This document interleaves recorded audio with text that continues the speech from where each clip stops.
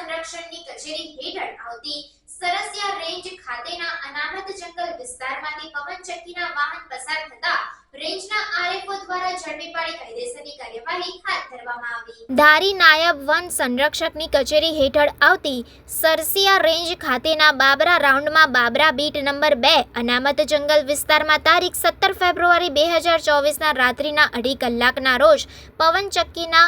વાહન આવ્યા પસાર થવાના છે